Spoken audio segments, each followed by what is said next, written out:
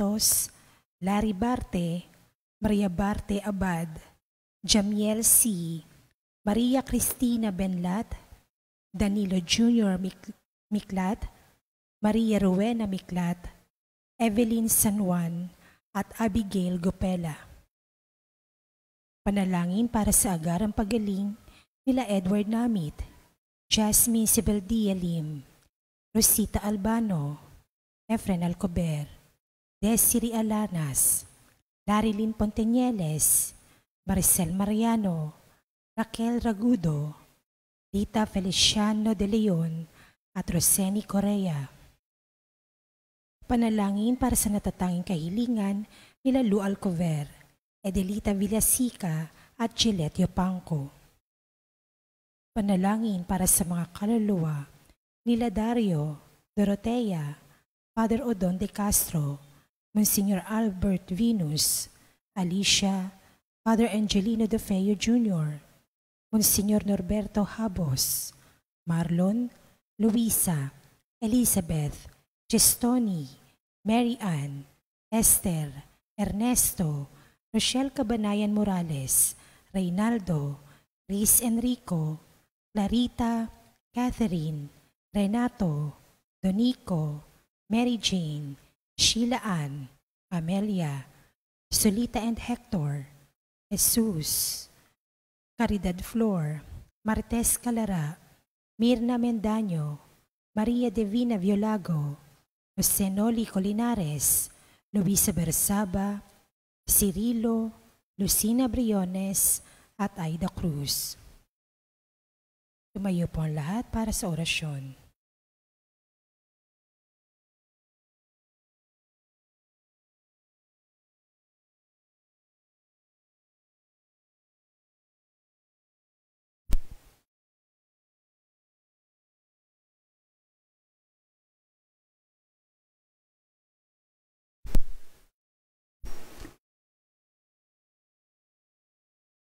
Sa ngalan ng Ama, ng Anak, at ng Espiritu Santo. Amen. Ang anghel ng Panginoon ay nagbalita kay Santa Maria. At siya'y naglihila lang ng Espiritu Santo. Aba, Ginoong Maria, napupuno ka ng grasya. Ang Panginoong Diyos ay sumasa iyo. Bukod kang pinagpala sa babaeng lahat, at pinagpala naman ang iyong anak na si Jesus. Santa Maria, Ina ng Diyos, ipanalangin mo kaming makasalanan, ngayon at kung kami mamamatay. Amen. Narito ang alipin ng Panginoon. Maganap nawa sa akin ang ayon sa wika mo. Aba, Ginoong Maria, napupuno ka ng grasya. Ang Panginoong Diyos ay sumasa iyo. Bukod kang pinagpala sa babaeng lahat, at pinagpala naman ang iyong anak na si Jesus. Santa Maria, Ina ng Diyos, ipanalangin mo kaming makasalanan, ngayon at kung kami mamamatay. Amen. At ang salita ay nagkatawang tao. At nakipamuhay sa atin. Aba, Ginoong Maria, napupuno ka ng grasya. Ang Panginoong Diyos ay sumasa iyo.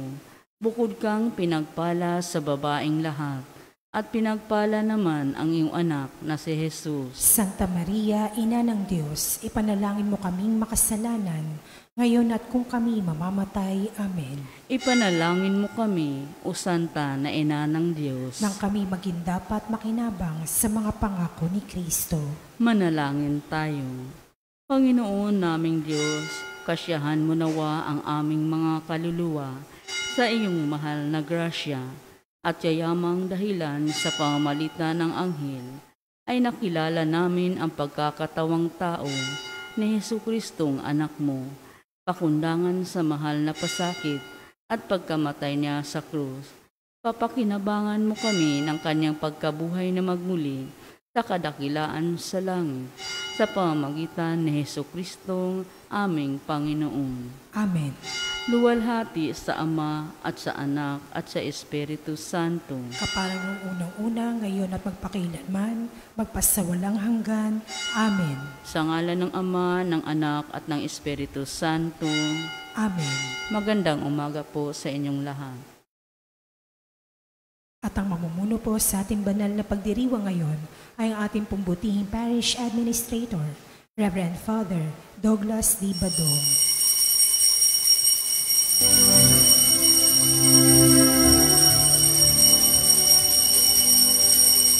Pagmamahal sa Panginoon ay simula ng karunungan.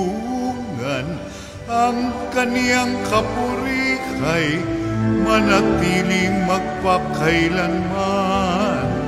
Purihin ang Panginoon, siya'y ating pasalamatan sa pagsasama at pagtitipon ng kaniyang mga anak. Pagmamahal sa Panginoon ay simula ng karunungan. Ang kaniyang kapurikay manatili magpakailanman. Sa ngalan ng Ama at ng Anak at ng Espiritu Santo. Amen. Ang pagpapala ng ating Panginoong Hesukristo, ang pag-ibig ng Diyos Ama, at ang makikipagkaisa ng Espiritu Santo naway sumainyong lahat. At sumaiyo rin. Mga kapatid, tinipon tayo bilang kaanib na angkan ng Diyos, kaya dumulog tayo sa maawaing Panginoong nagpapatawad ng lubos. Sinugong tagapagpagaling sa mga nagsisisi, Panginoon, kaawaan mo kami.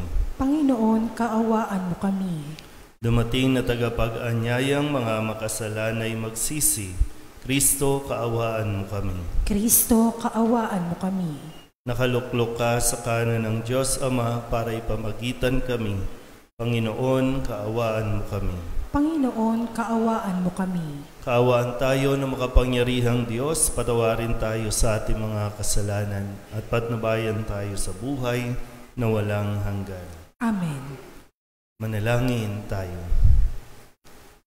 Ama naming makapangyarihan, kaming mga tinubos mo at kinupkop, ay tunghayan mo ngayon sa iyong kagandahang loob, upang sa pagsampalataya sa anak mong si Kristo, makamtan ng kalayaan at pamana sa piling mo, sa pamamagitan niya kasama ng Espiritu Santo, magpasawalang hanggan.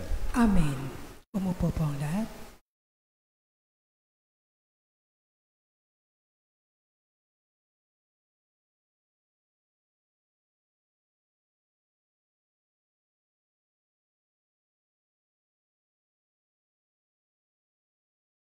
Pagbasa mula sa unang sulat ni Apostol San Pablo sa mga taga-Korinto. Mga kapatid, kung minsan ang isa sa inyo'y may reklamo laban sa kanyang kapatid, magsasakdal ba siya sa mga hukom na pagano?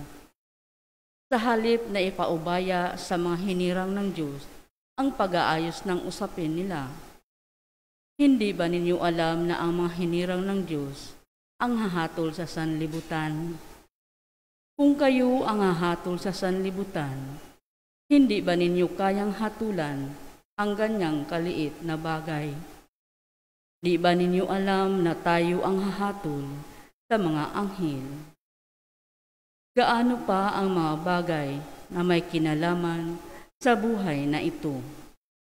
Kung kayo'y may usapin, idudulog pa ba ninyo ito sa mga taong di kinikilala ng simbahan? Mahiya-hiya naman kayo. Wala na ba sa inyong marunong mag-ayos kasi sigalutan ng magkakapatid? Ano't nagsasakdal pa kayo sa hukuman? Kapatid laban sa kapatid, sa harapan pa ng mga taong walang pananampalataya.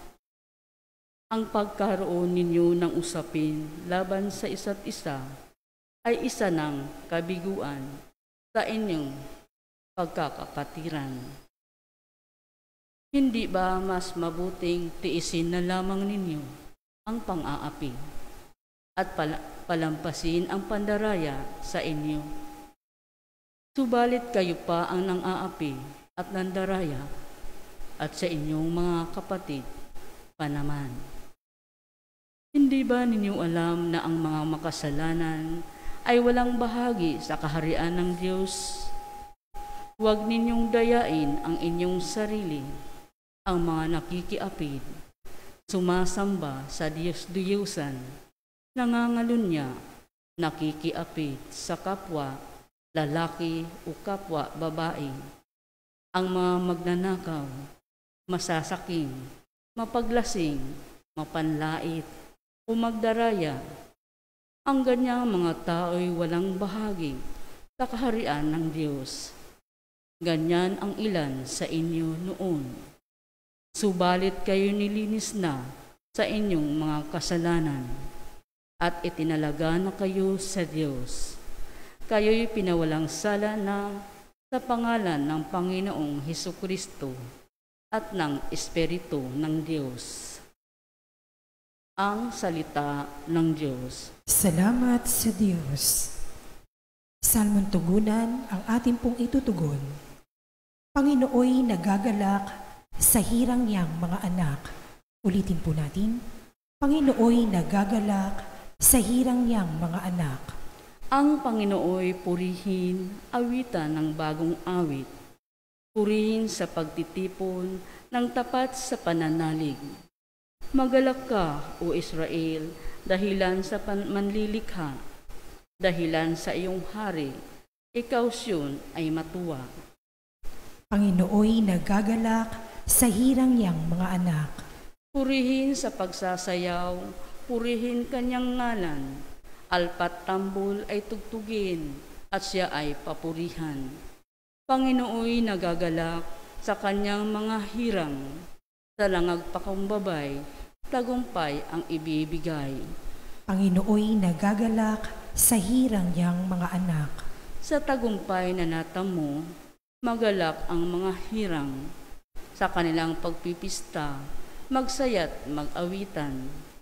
Sa pagpuri sa Panginoon ay bayaang magsigawan. Ang tatanggap ng tagumpay, ang kanyang mga hirang. Panginooy nagagalak sa hirang niyang mga anak. Tumayo po ang lahat.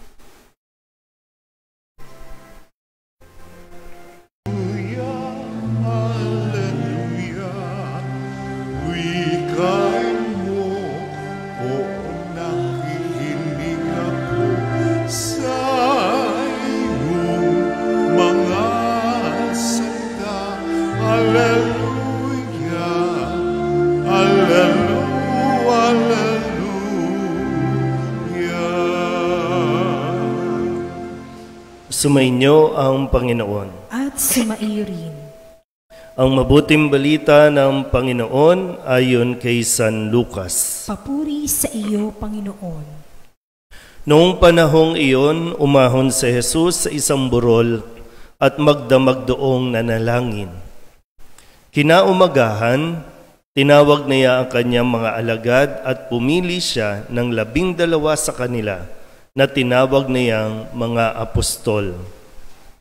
Si Simon na pinangalanan niyang Pedro at si Andres na kanyang kapatid, sina Santiago, Juan, Felipe, Bartolome, Mateo, Tomas at Santiago na anak ni Alfeo, si Simon ang makabayan, si Judas na anak ni Santiago at si Judas Iscariote na naging taksil. Bumaba si Jesus kasama sila at tumayo sa isang patag na lugar. Naroon ang marami sa kanyang mga alagad at ang napakaraming tao buhat sa Judea at Jerusalem at sa mga bayan sa baybaying dagat ng Tiro at Sidon. Pumaroon sila upang makinig sa kanya at mapagaling sa kanilang mga karamdaman. Pinagaling din niya ang mga pinahihirapan ng masasamang espiritu at sinikap ng lahat ng tao na mahipo siya sapagkat may taglay siyang kapangyarihang makapagpagaling ng lahat. Ang mabuting balita ng Panginoon. Pinupuri ka namin, Panginoong Hesukristo. Isang magandang umaga po sa inyong lahat. Sa umagang ito, atin pong narinig ang paraan ng pagpili ni Jesus sa kanyang 12 alagad. Pinagdasalan ng mabuti kung sino ang hahalili o kung sino ang magpapatuloy na pamunuan ang simbahan na kanyang itinatag.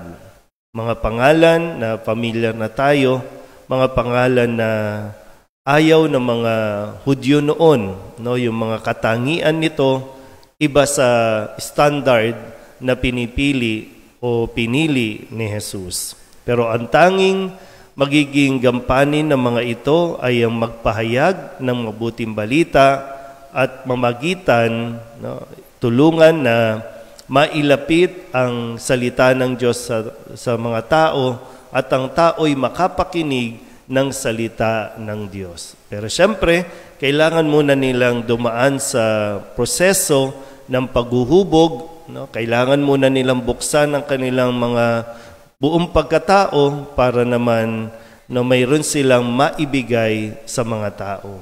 Lalo tigid, no? Sabi nga po, maganda rin ito na may ugnay natin sa ating unang pagbasa, no? Sa sulat ni Apostol San Pablo sa mga taga-Korinto. Kung kahapon, no, talagang matindi yung salita kahapon dahil sabi nga na pinupunan niya ang mga taga-Korinto dahil bakit wala silang ginagawa? Bakit nananahimik sila doon sa mga kamalian na ginagawa ng miyembro nila? Yan, ng kasimbahan o kakomunidad. Ano ba yung mabigat na kasalanan kahapon? Asawa ng tatay niya, inasawa. Di ba? Mabigat yun. No? At ngayon, sabi dito, bakit may reklamo kayo sa isa't isa? Kapatid, laban sa kapatid. No? Pag sinabing kapatid, hindi lang ito yung blood relation, no? Yung magkapatid, pamilya, kundi, ayan, tayo bilang simbahan, bilang organization, bilang komunidad, bilang Kristiyano, magkakapatid tayo. Ayan. Sabi dito, bakit kailangan humantong sa hukuman ang inyong mga alitan? Paano ba? Bakit kailangan ang magkapatid, literal kahit magkapatid, no, yung totoong magkapatid, bakit dinadala sa hukuman ang inyong hindi pagkakaunawaan? Sinisita niya sinisita niya po dito. Kasi si San Pablo ay bagamat hindi kabilang sa 12 alagad na pinili, late na niyang nakilala si Jesus, pero sa tulong ni Pedro, siya ay naturuan. At ngayon, si San Pablo, siya naman ang nagtuturo sa mga tao. May mali Minsan, magkapatid, magbabaranggayan. Pag hindi nakuha sa barangay, magpupunta na sa husgado para lamang ayusin yung gusot sa lupa, sa mana, sa pera, sa utang. Lalo tigit, no? Mararing biglang may nag-aaway dito kasi nandyan yung tunay na asawa, nandyan yung hindi tunay na asawa. Halos nagpapahiyaan. Wala na tayong pakialam dun sa dignidad, yung sa pangalan, na kahit mismo mga bata, wala ka ng pakialam kung naririnig ka ba o hindi. Kaya tuloy, napamamarisan na normal na yan. Pero sabi, kasi dito, hindi ba kayo nagsisimba? Hindi ba kayo nag-aaral ng salita ng Diyos? Hindi ba kayo nakakapakinig ng salita ng Diyos? Bakit kailangan makialam yung ibang tao? Sabi nga dito, pagano? Bakit ipaalam mo pa sa pagano? Hindi nyo ba kayang kayo lang? Hindi nyo ba, sabi nga, hindi nyo ba kayang magpasensyahan na lang?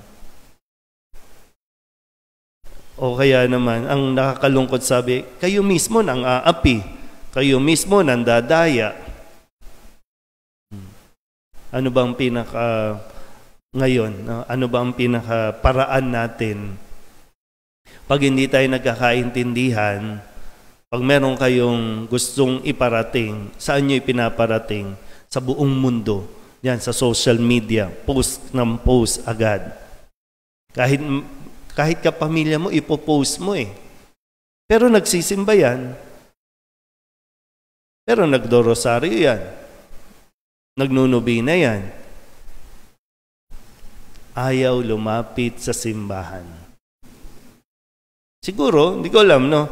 Kasi pag lumapit kayo sa simbahan, ayusin natin yung gulo ninyo, gulo ng mag-asawa, ayusin natin, pag-usapin natin. Ayaw, sa hukuman tayo.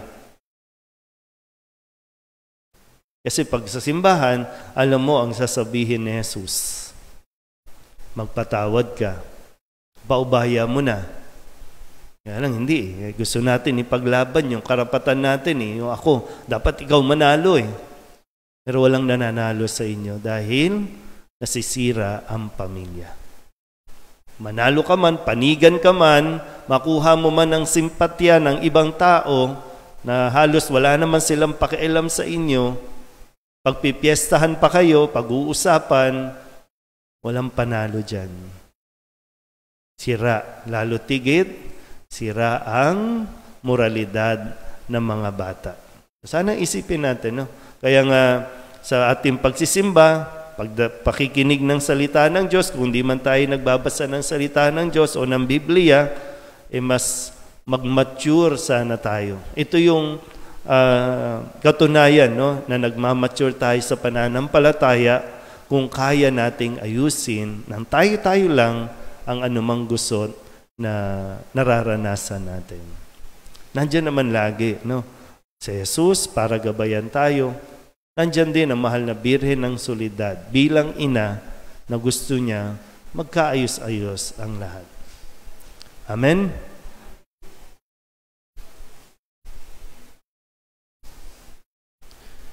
Mayaman man o mahirap, lahat tayo ay sama-samang tinatawag ng Diyos bilang kanyang mga anak ng kaharian. Manalangin tayo sa Ama ng may tunay na puso. Ang ating itutugon, Diyos ng pagpapala, lingapin mo kami. Diyos ng pagpapala, lingapin mo kami.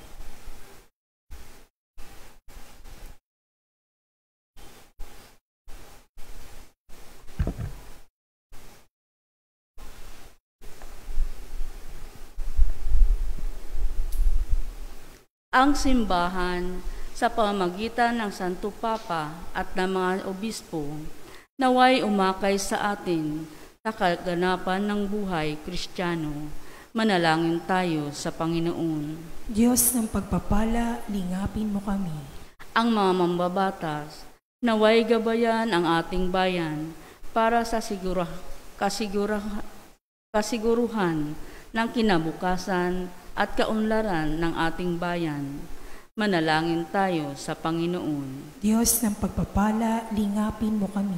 Tayo naway magsumikap at maging tapat sa ating bukasyon na itinakda ng Diyos para gampanan natin. Manalangin tayo sa Panginoon. Diyos ng pagpapala, lingapin mo kami. Ang mga matatanda, may sakit at nalulumbay, naway matagpuan ang presensya ng Diyos sa kanilang mga pagsubok at paghihirap. Manalangin tayo sa Panginoon. Diyos ng pagpapala, lingapin mo kami. Ang mga yumao, naway mamahinga sa kapayapaan ng kaharian ng Diyos. Manalangin tayo sa Panginoon. Diyos ng pagpapala, lingapin mo kami. Dilog din natin sa Panginoon ang ating mga personal na kahilingan at mga panalangin para sa ating mga pamilya. At sinasama din natin ang mga kahilingan ng mga nanonood ngayon sa Facebook Live. At ang lahat ng mga misang pasasalamat, espesyal na intensyon at mga kaluluwa na inihiling na ipagdasal sa misang ito.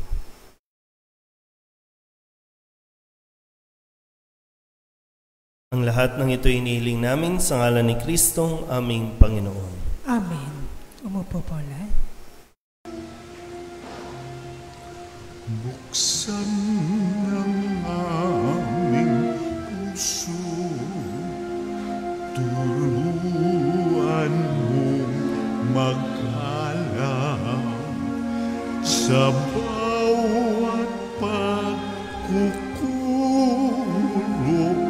lahat ay makayakap. Buksan ng aming isip, sikatan ng liwanag ng kusang matangkilik.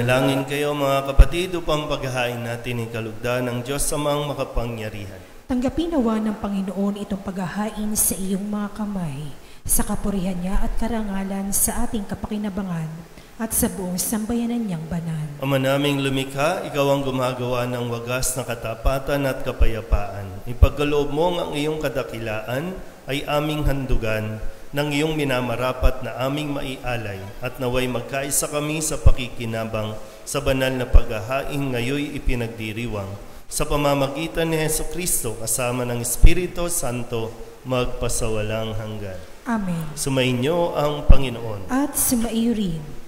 Itaas sa Diyos ang inyong puso at diwa. Itinaas na namin sa Panginoon. Pasalamatan natin ang Panginoong ating Diyos. Marapat na siya ay pasalamatan. Ama naming makapangyarihan, tunay ngang marapat na ikaw ay aming pasalamatan. Sa iyong paglingap at kagandahang loob, ang tao'y nilikha mo at pinangangasiwa sa sansinukob. Sa hangad mong siya'y iwastong lubos, siya'y pinagdusa mo sa kanyang pagtalikod. Sa iyong paggiliw, iyong ipinahintulot na makabalik siya sa pamamagitan ni Kristo Jesus. Kaya kaysa ng mga anghel na nagsisiawit ng papuri sa iyo nang walang humpay sa kalangitan, kami nagbubunyi sa iyong kadakilaan. Santo, Santo, Santo, Panginoong Diyos na makapangyarihan, napupuno ang langit at lupa ng kaluwalhatian mo. Hosana sa kaitaasan, pinagpala ang naparirito sa ngalan ng Panginoon. Hosana sa kaitaasan. Ama naming banal, ikaw ang bukal ng tanang kabanalan. Kaya't sa pamamagitan ng iyong Espiritu, gawin mong banal ang kaloob na ito upang para sa aming maging katawan at dugo ng aming Panginoong Hesukristo. Bago niya pinagtiis ang kusang loob na maging handog, inawakan niya ang tinapay, inasalamatan kaniya, pinaghati-hati niya iyon, iniabot sa kanyang mga alagad at sinabi, tanggapin ninyong lahat ito at kanin, ito ang aking katawan na ihahandog para sa inyo.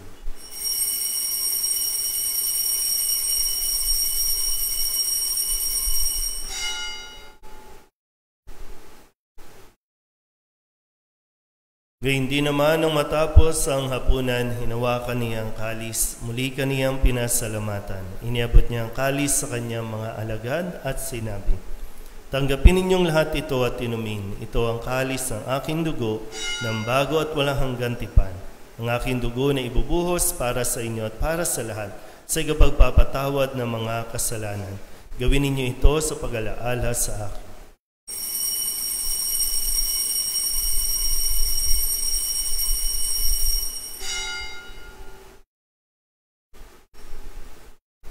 Pagbunyi natin ang misteryo ng pananampalataya.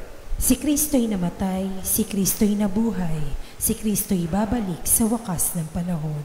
Ama, ginagawa namin ngayon ang pag-alaala sa pagkamatay at muling pagkabuhay ng iyong anak, kaya tiniaalay namin sa iyo ang tinapay na nagbibigay buhay at ang kalis na nagkakaloob ng kaligtasan. Kami napapasalamat dahil kami iyong minarapat na tumayo sa harap mo para maglingkod sa iyo. Isinasamo namin kami magsasalo-salo sa katawan at dugo ni Kristo ay mabuklod sa pagkakaisa sa pamamagitan ng Espiritu Santo. Ama, lingapin mo ang iyong simbahang laganap sa buong daigdig. Puspusin mo kami sa pag-ibig kaysa ni Francisco na aming Papa at ni Jose na aming Obispo at ng Tanang Kaparian. Alalahanin mo rin ang mga kapatid naming nahimlay na may pag-asang sila'y muling mabubuhay, gayon din ang lahat ng mga pumanaw. Kawaan mo sila at patuloyin sa iyong kaliwanagan. Kawaan mo at pagindapating kaming lahat na makasalo sa iyong buhay na walang wakas. Kaysa na mahal na Birhen Maria na ina ng Diyos, ng kabiyak ng puso niyang San Jose. Kaysa ng mga apostol at ng lahat ng mga banal na namuhay dito sa daigdig na kalugod-lugod sa iyo, may pagdiwang nawa namin ang pagpupuri sa ikararangal mo sa pamamagitan ng iyong anak na aming Panginoong Heso Kristo. Sa pamamagitan ni Kristo, kasama niya at sa Kanya, ang lahat ng parangal at papuri ay sa iyo, Diyos amang makapangyarihan, kasama ng Espiritu Santo, magpasawalang hanggan. Amen. Amen.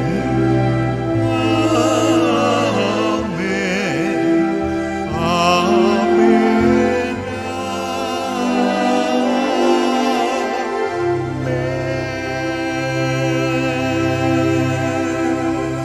Buong kababaang loob tayong tumawag sa ating Panginoon ng Ama namin.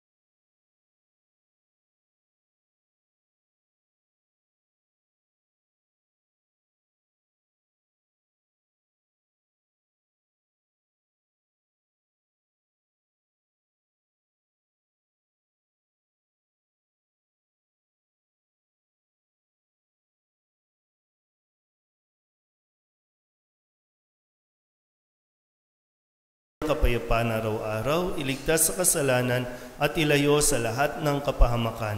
Samantalang aming pinananabikan ang dakilang araw ng pagpapahayag ng tagapagligtas naming si Heso Kristo. Sapagkat iyo ang kaharian at ang kapangyarihan at ang kapurihan magpakailanman. Amen. Panginoong Heso Kristo, sinabi mo sa iyong mga apostol, kapayapaan ang iniiwan ko sa inyo, ang aking kapayapaan ang binibigay ko sa inyo. Tunghayan mo ang aming pananampalataya at huwag ang aming mga pagkakasala.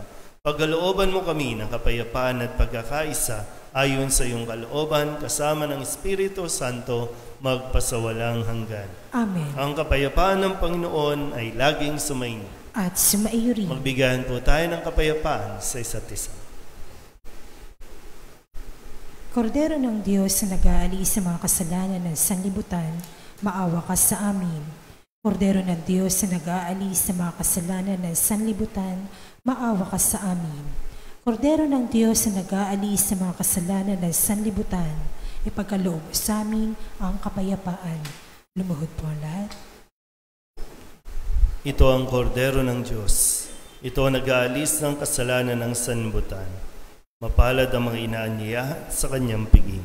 Panginoon, hindi ako karapat-dapat na mapatuloy sa iyo, ngunit sa isang salita mo lamang ay gagaling na ako. Katawan ni Kristo. Amen.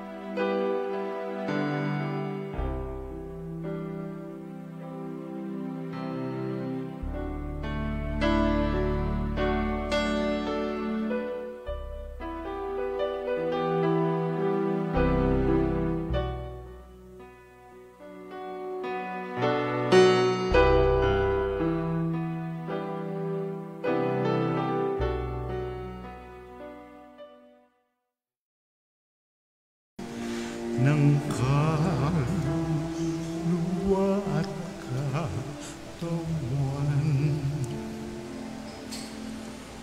Walang katulad na kaligayahan ang sa puso'y nararamdaman. Wala akong takot pagkat ikaw ay nariyan. Alam ko rin ako ay di mo pababayaan.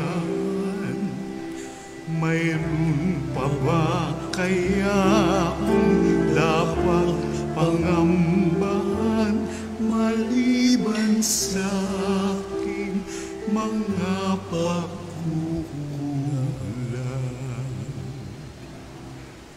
Tumayo po ang lahat. Manalangin tayo. Ama naming mapagmahal, kaming pinapagsalo mo sa iyong salita at piging na banal ay iyong pinalalakas at iyong binubuhay.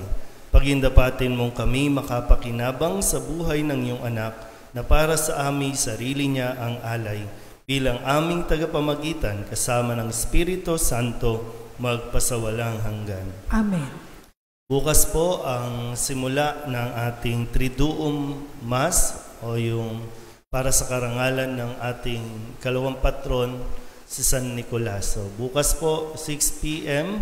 So, September 7, 8, 9, and then kapistahan po sa Sabado. Magkakaroon po tayo ng prosesyon. Ilalabas po natin ang San Nicolas at magproposisyon po sa gabi ng ating misa. Mamaya din po, hindi ko alam, 8 o 9 a.m., darating po ang imahe ni San Lorenzo Ruiz mula sa Binondo, yung dyan po sa Binondo Church. Nililibot nila ito para naman sa paghahanda ng kapistahan ni San Lorenzo Ruiz sa September 28. So, baka gusto niyo dumaan po mamaya, dadalhin po yung image. At yung nilaunch po natin, pwede na kayong kumuha ng sulat. Okay, Ate Elban, nandiyan po yung sulat para sa gustong maging tagapagtangkilik at tagapagtaguyod ng simbahan ng Birhen ng Soledad. So pwede kayong kumuha, tapos baka may kakilala kayong pagbigyan. Ito po yung pwedeng magbigay ng monthly pledges. So bigyan nyo yung mga nag-aaway-aaway sa mana, nag-aaway-aaway sa pera. Sabihin, bigay na lang sa ina ng Birhen ng Soledad para wala kayong pinag-aawayan. Pag wala, walang away. Pag mayroon, may away. May dahilan para magkagalit-galit. So, bigay na natin sa Birhen ng ina ng Soledad. Sumainyo ang Panginoon At sumairin. at pagpalain kayo ng makapangyarihang Diyos, Ama at Anak at Espiritu Santo. Amen. Tapos sa banal na misa, humayo tayo sa kapayapaan ni Kristo. Salamat sa Diyos. Magandang umaga po. Aga po.